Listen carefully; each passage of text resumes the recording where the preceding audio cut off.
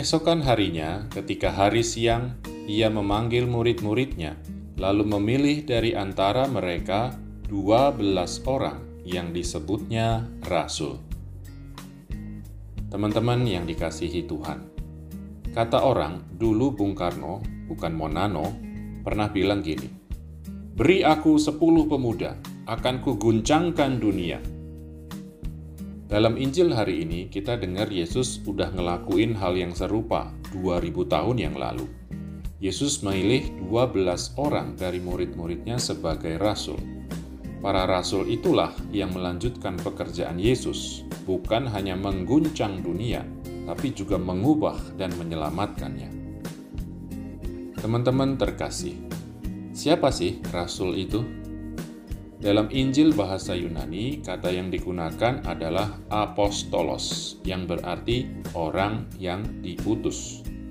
Orang-orang pilihan itulah yang diutus Yesus ke seluruh dunia untuk mewartakan Injil, mewartakan kabar baik bahwa Allah mencintai manusia sampai-sampai merelakan putranya sendiri mati di kayu salib demi keselamatan manusia yang berdosa itu.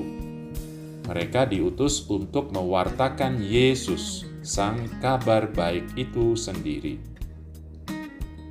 Teman-teman yang terberkati, kita dengar tadi 12 orang itu dipilih dari murid-murid Yesus. Kalian tahu nggak? Murid-murid Yesus waktu itu semuanya orang-orang biasa. Malahan kebanyakan orang kecil, malah ada yang dianggap pendosa. Mereka bukan orang-orang terpelajar yang udah belajar filsafat atau teologi kayak para imam zaman sekarang.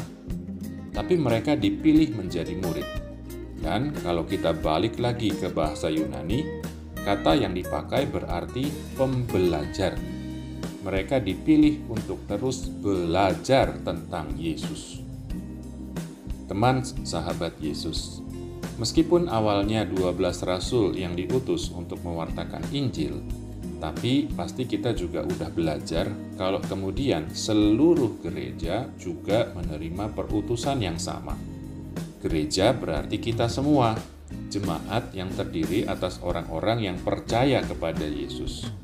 Gereja berarti kita, murid-murid Yesus. Dan itu berarti kita yang merasa biasa-biasa aja, nggak pintar teologi, nggak punya pengetahuan kitab suci, nggak saleh atau solehah, nggak rajin berdoa. Teman-teman umat pilihan Allah, kalau kita udah ngaku percaya dan mau jadi murid Yesus, tugas pertama kita adalah sepanjang hidup belajar tentang Dia, supaya kita bisa lakuin juga tugas yang kedua, mewartakan Dia. Kita nggak perlu khotbah atau ngajar, cukup jalanin hidup kayak Yesus, hidup yang diajarin Yesus.